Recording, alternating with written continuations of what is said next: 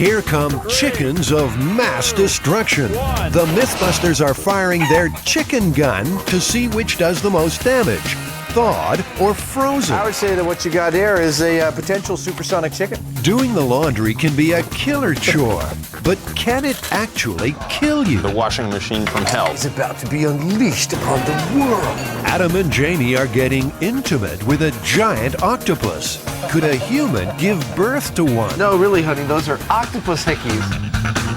Who are the MythBusters? Am I missing an eyebrow? Adam Savage. I always enjoyed seeing Adam in pain. Oh! And Jamie Heineman.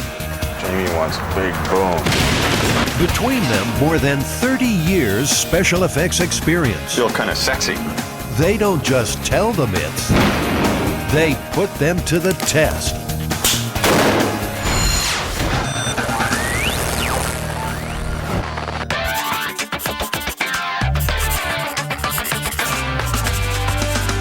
Well, Jamie, I got an angry chicken, a really big gun, and an airplane. What are we working on? Well, we're here testing the myth of the chicken gun. Scientists conduct impact tests by firing bird carcasses from big guns. With more than 3,000 bird strikes each year, aviation authorities spend millions trying to protect the cockpit crews. We know that the military uses chicken cannons to test windshields, you know, how they would do with a bird hit. What's the myth? Well, the myth says that the British borrowed this technology from NASA to test high-speed trains. But they ran into a problem, and the problem was that the chickens were going right through the windshields of the trains and even embedding themselves in the seats further down inside the train. That would be bad. Yeah. Well, the British were horrified at this, of course, and they sent a tape back to NASA asking for help. NASA replied saying, "Gentlemen, thaw your chickens." Well, so this is what we're testing here today. Not that there is a chicken gun in existence, but whether or not there's a difference between a frozen and a thawed chicken at a couple 100 miles an hour to an airplane windshield. That's correct. To fire thawed or frozen chickens at high speed, the MythBusters will need a sealed tank and compressor to supply air for the massive gun. An industrial-strength butterfly valve will provide an explosive release for firing the carcass down the long barrel. The target? A used fuselage and several spare windshields. There are loads of stories where one country pokes fun at another, particularly where America is involved. MythBusters folklorist Heather Joseph Witham. There are versions of this narrative where it's the Royal Canadian Air Force, for example, that invents the chicken gun, and it's borrowed by American airplane manufacturers who don't know how to use the gun right. First stop for anyone buying light aircraft spare parts in California is Ken Faith's yard in Sacramento. Windshields, I'm thinking about, might be over here, some of them.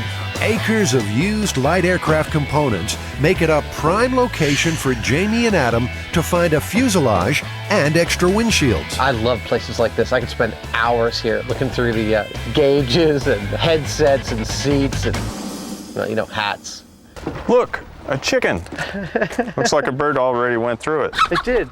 What about something like this, Jamie? You know, we get double the bang for our buck. I certainly like the looks of these better.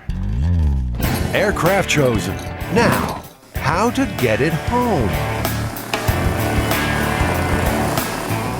Jamie and Adam have been all over Kenny's yard, but there's one question they forgot to ask, an oversight that will come back to haunt them. Not bad, sir. Very good. Never done that before. Keep going. Good. Had a lot of Stranger Things in my pickup at this point, so this is another one to add to my list. Okay, set it down. Back at the workshop, the plane is stored until the chicken gun is built and ready to fire. Well, we've got our target, so the next step and the hardest step is going to be to set up the chicken gun. That means that we have to build a large tank to hold a whole lot of high-pressure air and rig some kind of a valve to let go all that air all at once to fire a chicken. It's kind of tricky. It's a lot of work. And Jamie should know. He's solved the compressed air problem once before. Yeah, baby. He built this 7-Up vending machine with attitude for a TV commercial. Cool. With impressive results.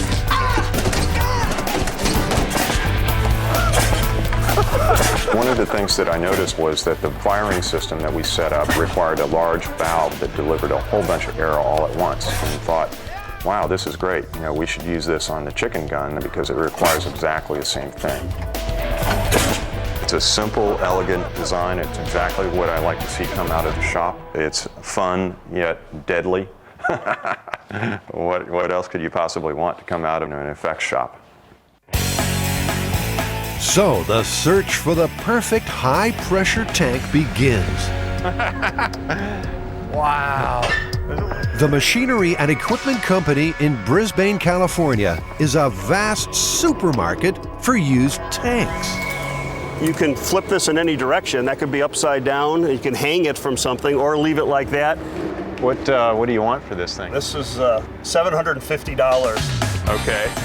Jamie, it still occurs to me that it's way overkill for what we want to do. Jamie has made his choice, but Adam is not happy about safety. He feels that the tank is too sophisticated and that over-modification could weaken the structure. It's like your intuition is that it's not like a bomb. Yeah. But if it is, we're all dead and Well, this is true, but... So, erring against the side of caution, Okay. even if your intuition is right, is stupid. Okay, well, think about it, though, before you go off like that. Well, when everyone who you talk to describes 250 pounds per square inch as being like a bomb, and Jamie just says, well, I'm not that concerned about it. It's like, that's not good enough for me. Adam was just having a little bit of a hissy fit about the safety aspect of this thing, and, I don't hold it against him at all. The possibility of having the tank rupture and somebody get hurt is something that we should be very concerned about. However, I don't think it's going to blow up. But Adam's not convinced. He's called around town and found another tank. What I found a guy who's got one, it's about half that size. I think it's just perfect for us up in Petaluma. Okay.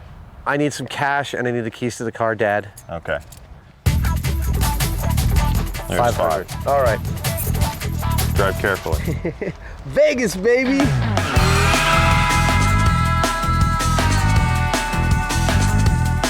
Adam's ideal tank is waiting out back at Maselli & Sons. And what's it rated for? 200 PSI. There you go. That is good. I love it. Let's do it. That's it. Meanwhile, Jamie has found an oversized butterfly valve that will release the pressurized air. He also ordered 20 feet of quarter-inch steel pipe for a 10-inch diameter barrel. Hey, Savage. Yo, Heine. So, Here she is. Even Jamie is impressed with Adam's purchase. It's an ideal tank for storing enough compressed air to propel chickens. I recognize that your intuition, like mine, is... It appears Adam has a little something to get off his chest. I didn't mean to call you stupid this morning. Did you call me stupid? I didn't. I said stupid, and I was talking to you, but I wasn't calling you stupid. Okay. Nobody ever calls me stupid. I've called you stupid, but not to your face. Not in live.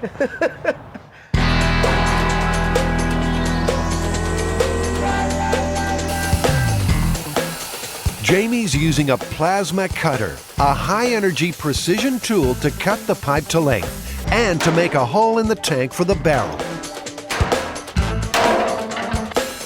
For the explosive release of air, the butterfly valve will be fitted between two lengths of pipe.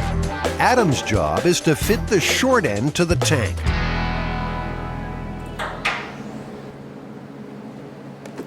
I just dropped the temple of my glasses here into the tank, the really heavy, big tank with a hole in it. Got some chewing gum?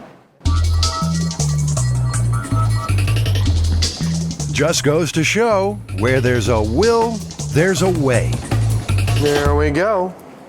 One glasses temple. Now I can get to work.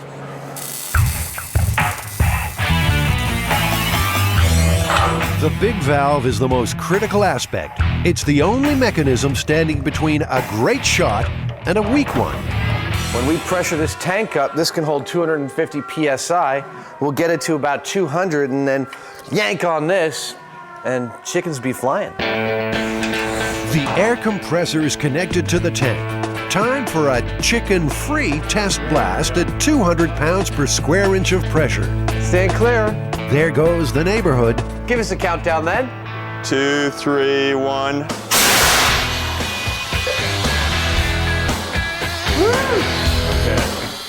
It looks impressive, yet the white smoke is simply water vapor forming droplets when the previously hot compressed air meets the cool. Feels like a Mack truck just drove by me. I just wonder what a chicken breaking the speed of sound sounds like.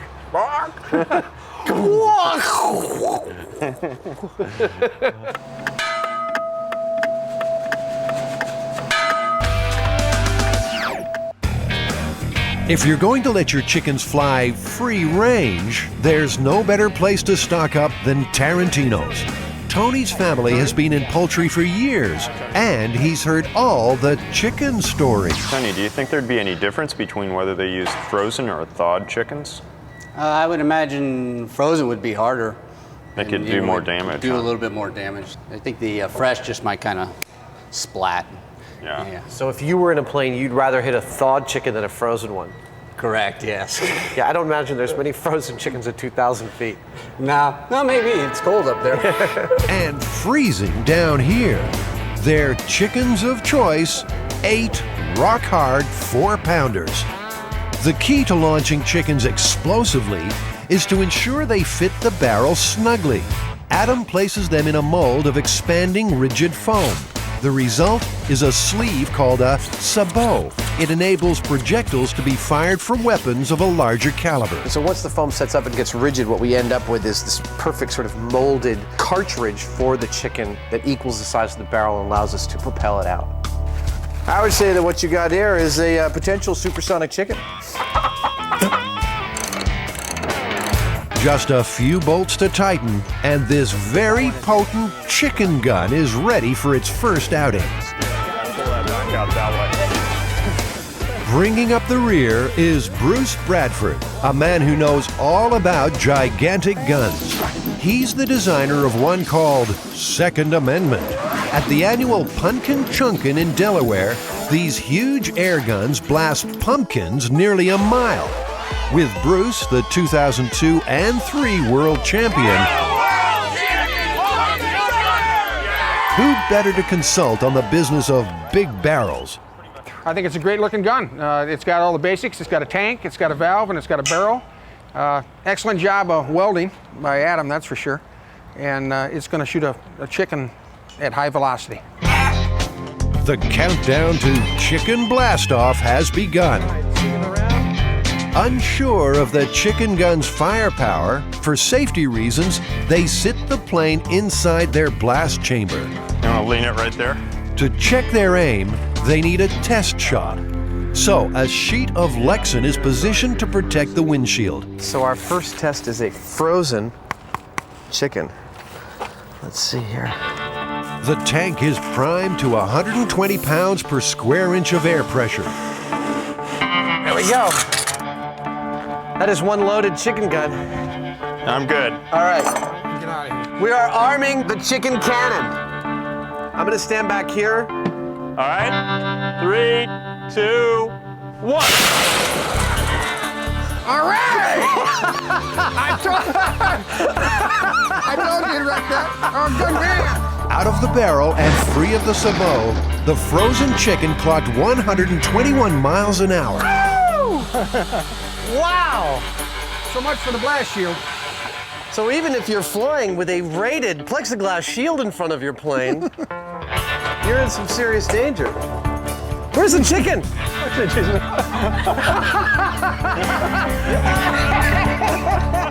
Oh my God. You know, who knows what the damage to the neighbors would have been if this had gotten out. Oh. You know, that's about one of the more destructive things that I've ever done.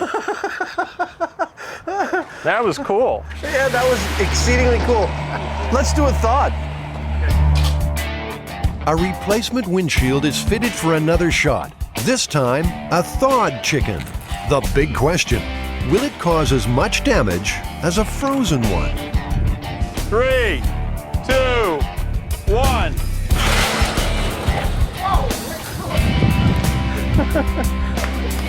Under the same pressure, the thawed chicken was marginally slower than the frozen one, but still reached a destructive 99.5 miles an hour. For the next shot, the tank pressure will be reduced by more than half, down to 50 psi. They're hoping to see a difference between frozen and thawed at a slower speed. And 3, 2, 1. Another frozen bird is blasted, this one at 128 miles an hour. Jamie, Yeah? there was no difference in speed between 120 psi and 50 psi. It may just be that initial blast, like it's probably within the first like eighth of the valve opening, it's gone or something, you know? The rapid air release is crucial. Bruce's winning blast flew a 10-pound pumpkin almost 4,000 feet. Sometimes we can shoot just as far, shooting 75 pounds as we put 200 pounds in. Really? Yep. Yeah, just the timing Really? and the way the valve opens, and yeah. Wow. Once more into the breach for the thawed bird at the 50 psi mark. 1.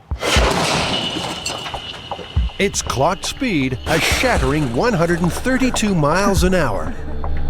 You know, if anything, the thawed chicken leaves a bigger hole. Which would kind of make sense. It would. Its impact spreads out as it hits, but it's still the same amount of mass going through the same amount of space. Right now, they're all going right through the windshield. So, assuming that there is a minute difference and we want to find out whether there is, we're going to have to lower the speed down to find out exactly where that butter zone is. They cut the pressure again to just 25 psi for the frozen fowl. And then thawed. The MythBusters' awesome outcome, all their flying poultry highly destructive. I'm totally shocked.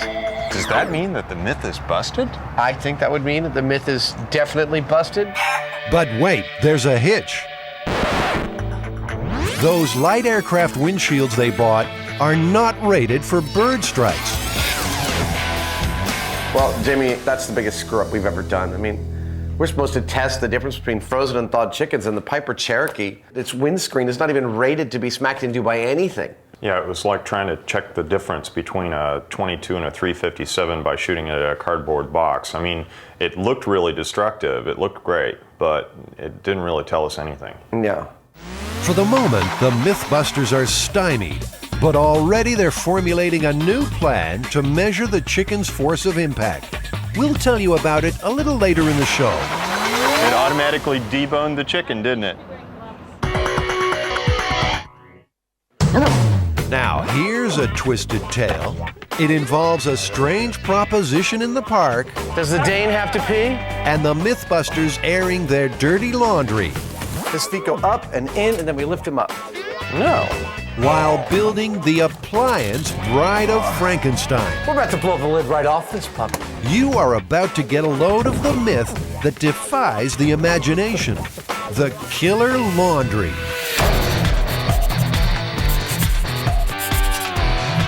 In 1998, a Charlottesville man attempting to do a large amount of laundry stuffed his washing machine with 50 pounds of clothes. So he wants to get all of his laundry into the machine at once.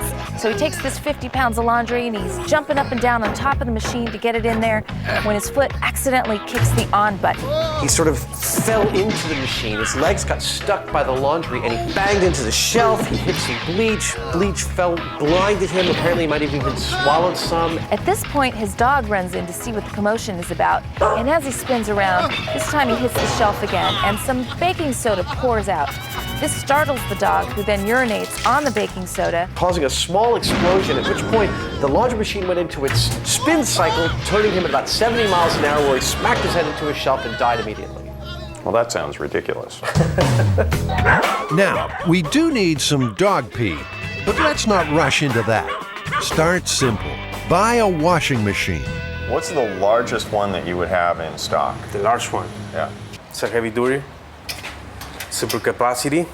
Do you think that this could hold 50 pounds of clothes? Oh yeah, Really? yeah, I think. All right. So what do you think, Adam? My vote would be this one. Yeah? Yeah, for the volume. Okay.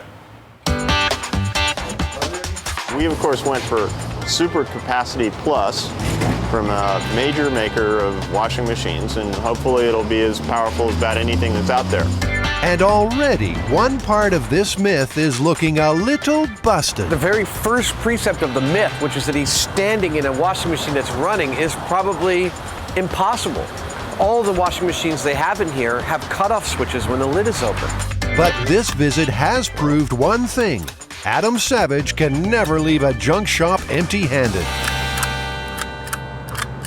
I'm thinking of, like, you know, maybe having it a way that my kids can get the toys out of their closet.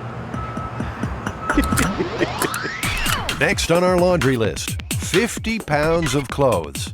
Adam's favorite thrift store has what we need. Men's, women's, children's, lingerie. You can get a lot of lingerie for 50 pounds. We actually use a lot of lingerie on this show, don't we? We For have, some strange actually. reason. Okay, let's see how much we got there. You got the scale? There we go. I say we're good, 50 pounds. 50 pounds of laundry is a lot bigger than I thought it was. I mean, it's like 2 full, hard-to-lift garbage bags of clothes. I know we're not going to get all of that in the washing machine. You know, maybe about half of it at most. And that wouldn't wash it very well. The guys construct a mini laundry in the workshop. Just like in the myth, bleach and baking soda are placed on the shelf. As far as I can tell, it's working. The machine runs like a dream. But they need to disable the cutoff switch so it can spin with the lid open. Go ahead. So is this the moment of truth? See, it doesn't even want to spin me around. Like, I can go like this, and I can stop it. All right. Okay, myth busted. We're done?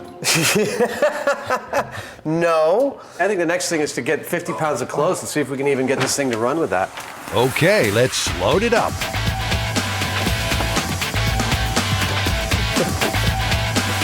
Oh, yeah. Bring it on. It's not in the machine. Well, Well, I guess this is why the guy stood this is on why it. the guy started standing on it. But, I mean, we still have 10 pounds left, and I can't even make my feet into it. I mean, he's supposed to have sunk all the way to the bottom. All right. Let's see if the machine will wash it. It wants to spin. It really does. It's not even spinning, it's not agitating, it's not doing anything. So the only option open to us now is to pull all this out, start pulling the guts out, and just make this thing spin hell or high water, no matter what the hell is in it. It's the moment Jamie and Adam have secretly been waiting for. We're talking about taking stuff apart. What's that? That can't be that necessary. I don't recognize it. Ooh. This is the clutch, man. I think you're probably right, 'cause I don't see any belts right offhand. Why don't we run it through a light cycle right now Okay. and observe it? This should be pretty cool. How many of you have ever seen a washing machine naked? To prevent accidents, like the one in the myth, the machine has an emergency clutch. It stops the wash cycle before the motor burns out. To make this machine spin Buster, the crash test dummy, the clutch will have to be bypassed. Yay. Well, we have done what we can to modify this machine to get rid of a clutch and get rid of actually every safety feature it possesses. Now we'll find out if it is in fact strong enough to do any damage once those have all been overridden. The washing machine from hell Is about to be unleashed upon the world. Before Buster and his dirty clothes go back in, a test run. It's spinning. It's going real fast. But despite 630 revolutions per minute, they can stop it with their bare hands.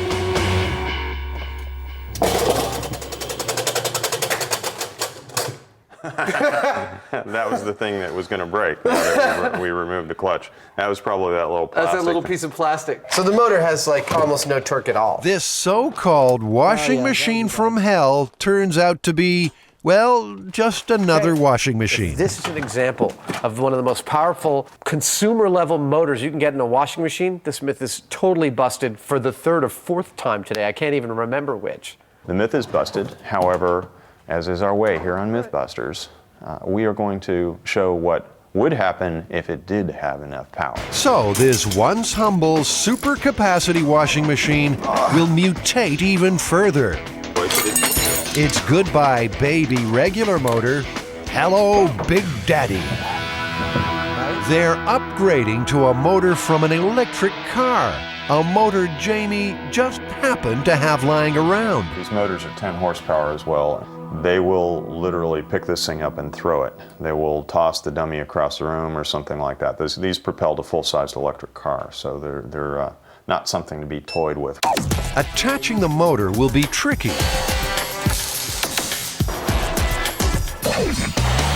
But Jamie has come up with a brilliant solution.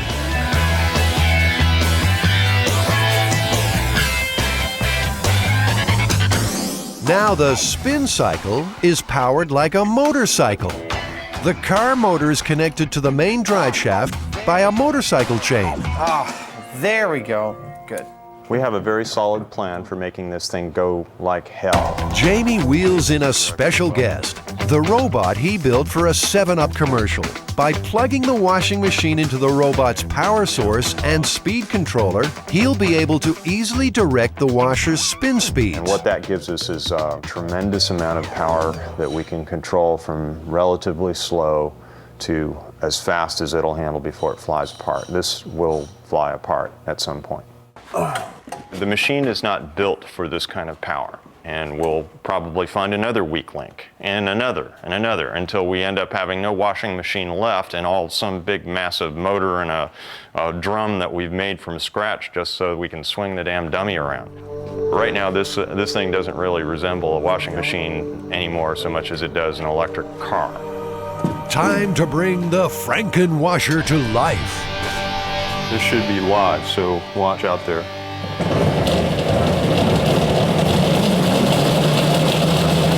Is it faster or slower than the spin cycle?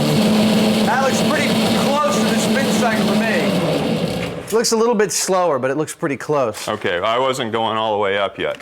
So we've done it. We got it. Okay, I'll power it off.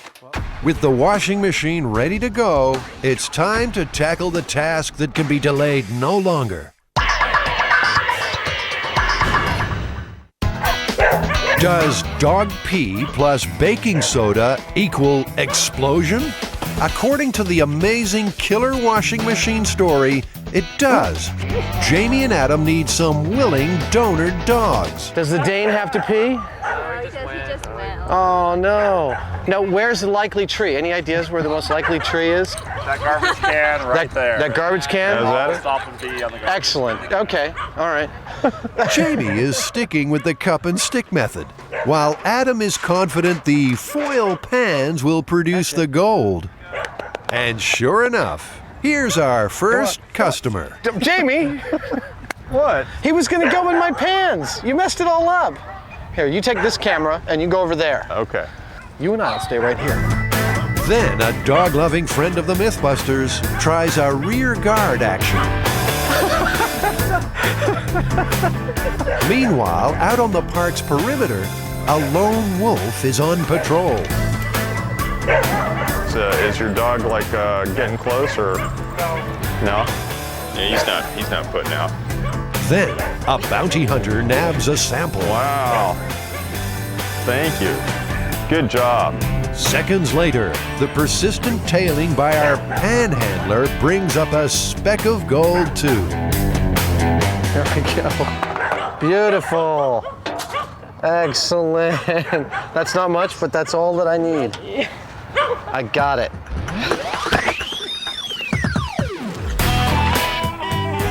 At the workshop, Buster is hauled up for another traumatic test of endurance.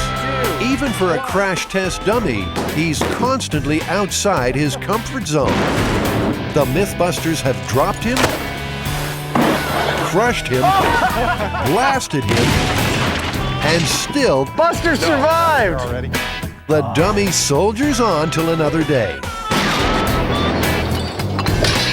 But even lifting Buster's 180-pound frame into the washing machine is causing aggravation. Grab one of his feet. Tell me what you're doing. If you followed me, it would all happen We got a really forklift quickly. here. His feet go up and in, and then we lift him up. No. No. Well, we got a forklift. You're complaining about how heavy he is. We got a forklift sitting right here. In 2 minutes, we'll be done. So he's swinging the butt all the way upside down, like this. Is the camera out of there? Yeah. Here. Now we lift him. Oh, wait. He's copping a feel. Right. There we go. Buster. See, we're done. See, that was easy. Some of last season's fashions are packed around his legs. I told you no colors with the whites. All right, we got the bleach up here. All right, let's do it. Okay, I'm gonna operate it from over here. It's safe distance. Jamie throws the switch on the Frankenwasher.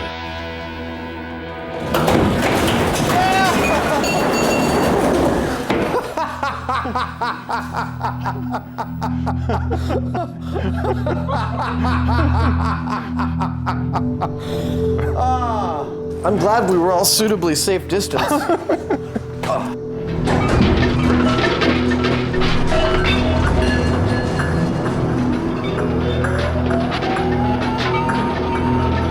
was a lot of fun. That was pretty cool. He was like a top or a Tasmanian devil. And now, for the experiment's final phase. Here's the baking soda. It's dumped all over the place. I think that's exactly where a dog would pee if a dog came in and was startled by all this. Which it no doubt would be. Well, so we have our carefully collected specimens. Shall we see if this causes a small explosion? Did someone say explosion? We'd better dress for the occasion. Basically now I'm about to pour the dog wee on the pile of baking soda, which, if the myth is correct, should cause a small explosion. Or if we're actually on Earth, we'll do absolutely buttons. Fire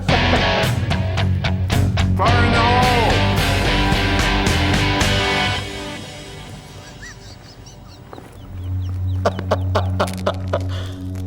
Nothing happened. Get me the Jack Russell Terrier urine. That ought to do it. They're hyper little creatures. All right, everybody behind the Lexan shield. Are you ready? On set! Well, what do you know? Nothing happened. No explosion at all. Well, Jamie, that's actually, I think, a first for us. There's not one fact about this myth that's true. Yeah, you know, usually at least there's a tiny grain of truth somewhere in the stuff that we're dealing with. It has to start somewhere. But, you know, this one, it just isn't there. It's not practical, it's not reasonable, it doesn't make any sense. Myth decimated.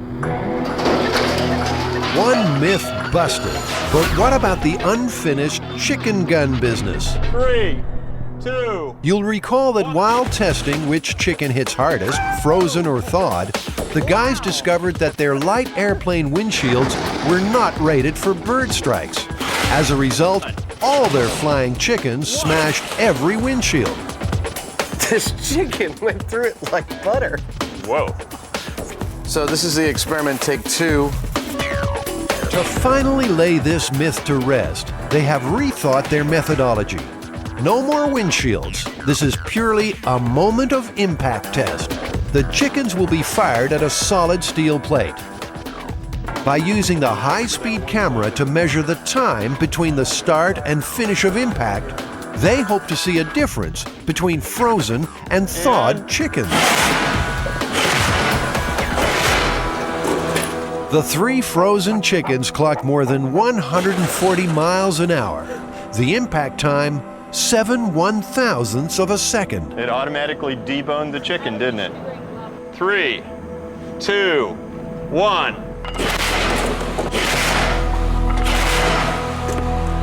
Impact times for the 3 thawed chickens showed a perfect match with the frozen poultry, 7 1/1000ths of a second. Here we go. 1 point of impact, 2, 3, 4, 5, 6, 7, and then now it's starting to move back again. It's given all of its impact in that amount of time. The results from the high-speed camera seem to be fairly convincing. You know that adage that it's not the falling that kills you, it's the stopping? The stopping is where the force gets imparted. So both the frozen and the thawed chicken have the same mass. They have effectively the same speed. So the only difference between the two is going to be how much time they take to impart their energy to the plate. And on the high-speed camera, we showed that each of them exerted all their energy in 7 milliseconds. Almost exactly. Basically, there was no difference. So does that mean the myth is busted? At these speeds, frozen or thawed chicken, myth busted, no difference at all.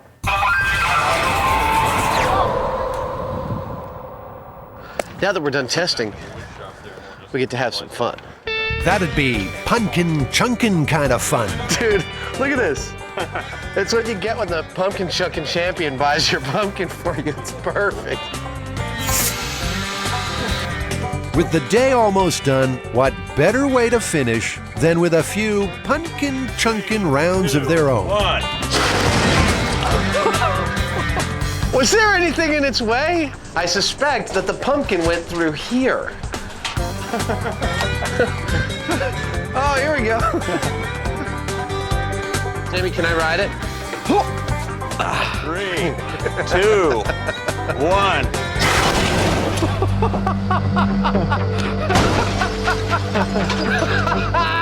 Woo! That was so cool.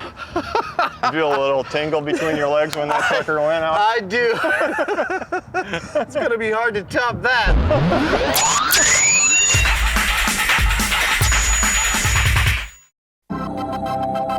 The MythBusters are about to probe the mysteries of the deep in the aquarium at California's Monterey Bay, one of the world's largest marine sanctuaries. This odd story is one of the more enduring legends, with its origins way back in medieval times. No, really, honey, those are octopus hickeys.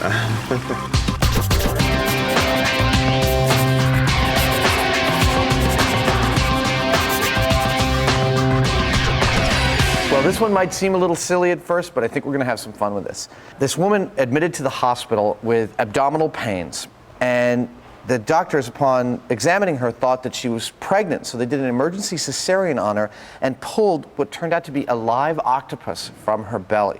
This is the myth. It seems that perhaps 6 months before she was diving and ingested an octopus egg while diving, and it had grown to full size in her stomach. I think partially this story is playing upon young girls' fears of pregnancy and their mothers' fears that the young girls could become pregnant. I mean, it's almost the same as the story that you can get pregnant by going in the swimming pool if there happens to be sperm floating around in that pool despite the chlorine. To ground this myth in reality, Adam and Jamie consult the experts at Monterey Bay Aquarium. We have shrimp and squid. That's exactly what I had for dinner last night. Sauteed in a little butter. Yeah, exactly. Feeding the giant Pacific octopus is Julia Mariottini's job. But today, it seems Adam is on the menu. You taste different. Oh, wow. Oh, you must taste really good. Because he's really interested in you.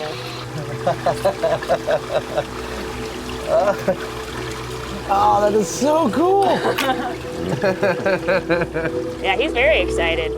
While Adam's making a new friend, Jamie tackles the big questions. Julia, what kind of conditions do the eggs require to be successful at bearing little octopuses? Well, they really do require the attention of the mother. She will blow jets of water on them to make sure that they're aerated. She'll clean them. They also require the correct temperature, the correct salinity, and if all goes well, then they'll hatch out. For giant octopus, it's about 6 months later. Is it possible, let's say, if an octopus egg had just detached and was floating free, could a diver actually swim in and swallow one of these things? That's the only part of the story that could possibly happen. By some fluke, the octopus eggs are small enough that maybe a person could swallow them, but there's no way they would hatch out. The conditions in the stomach would not be amenable to their hatching. Not at all. The octopus myth is already looking pretty shaky. The MythBusters must now take another tack. You know, Jamie, talking to Julie, it's really obvious to me that the whole idea of octopus pregnancy is just ridiculous. I mean, an octopus egg can't even survive in open water without constant tending from the mother. It's definitely not going to survive in someone's stomach. Yeah, but you know, there are myths around other creatures like frogs, lizards, snakes, even newts, you know, that this can happen with. The octopus is perhaps the most recent incarnation. Other recent incarnations of this narrative are where a boy is getting water out of a garden hose and he swallows frog eggs, or newts, toads. Going back to medieval times, you have serpents and snakes, perhaps the most wicked seeming creature.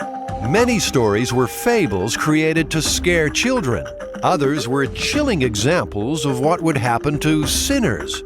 Sometimes the sufferers would regurgitate the unwelcome visitor, but usually the episode would end badly. So it's something taking you over, something insidious, something making you bad, and I'm sure in some versions of the narrative you did something wrong to let it in. So, is it possible for foreign organisms to survive inside the human body? We can replicate a stomach or several of them and put, you know, stuff that eggs would run into, like acids and maybe salinity, temperature factors. And we'll see which ones survive and which ones don't, and which environments they work in. Yeah. Busting the pregnancy story means a MythBusters trip to the lab supply store. Or should that be candy store?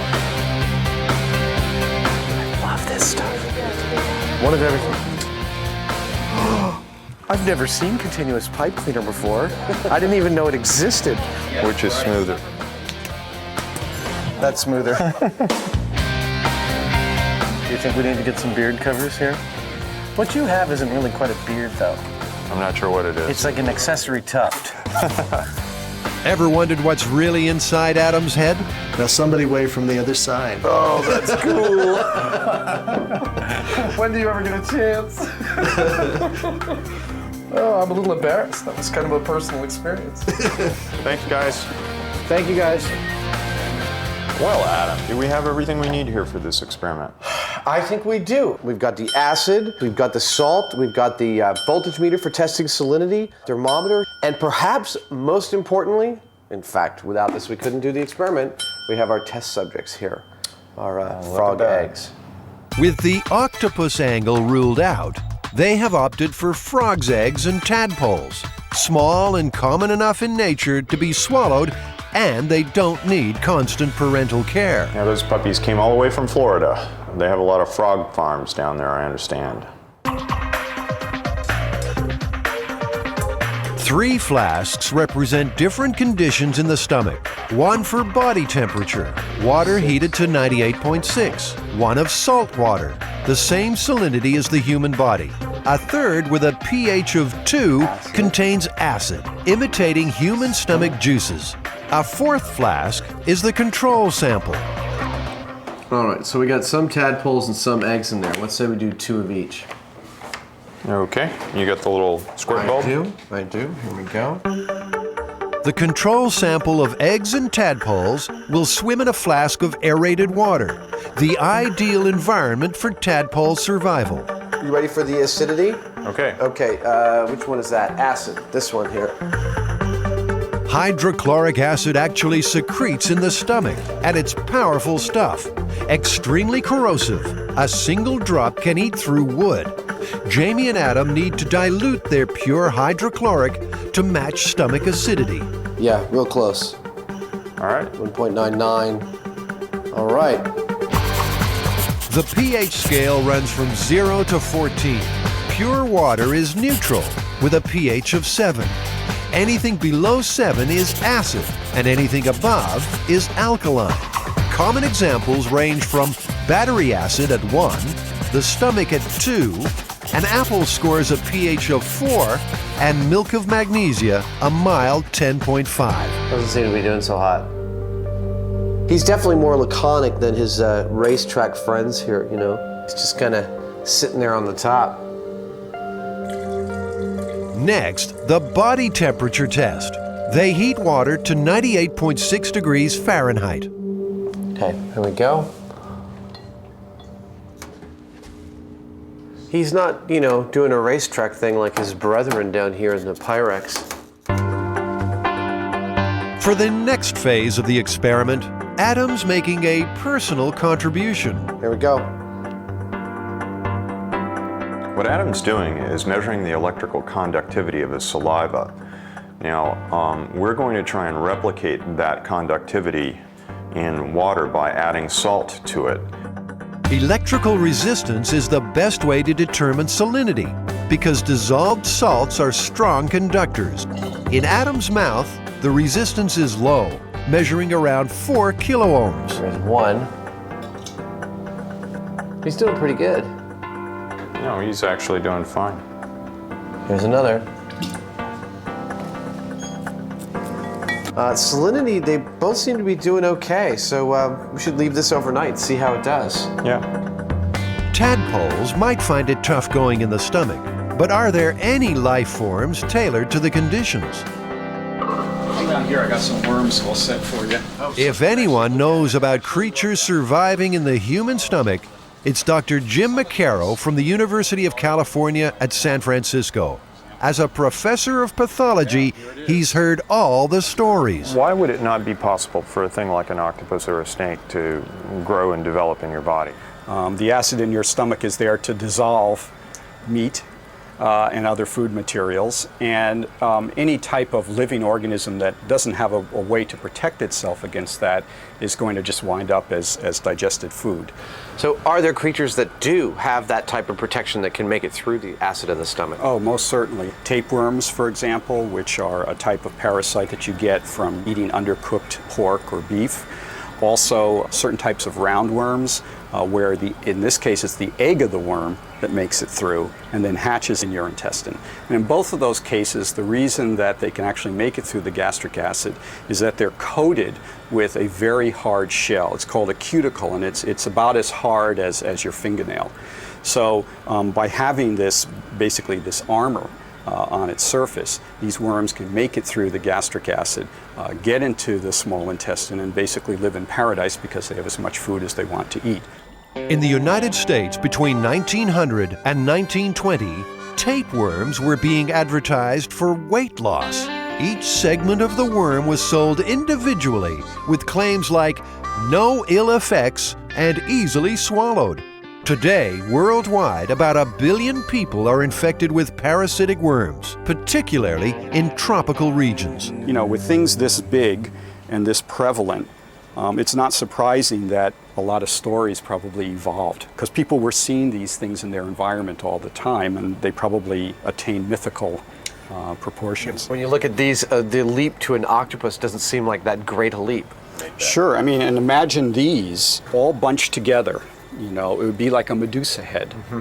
And they'd often be passed by a child that way, so you actually would see something that looks like a Medusa head lying in the crib. That must be it. What do you think? I think no pasta for lunch. All right, Jamie, it's been 3 days. How are our frogs doing? Well, most of them are still alive. You know, the control group is great. They're happy little tadpoles swimming away in there. They look even bigger than they were a couple days ago. I believe they have grown a little bit. And the salt water seems to be fine with them. Yeah, they're still going. They're doing just as well as a control group, actually. What were the killers? The real killers were the acid and the high temperature. Well, that killed them each in like 10 or 15 minutes, didn't it? Pretty much, yeah. Well, Jamie, I think we've done everything we can to show that octopus pregnancy is absolutely ridiculous. We've busted it wide open. And the octopus really liked your hand. I think I'm actually in love.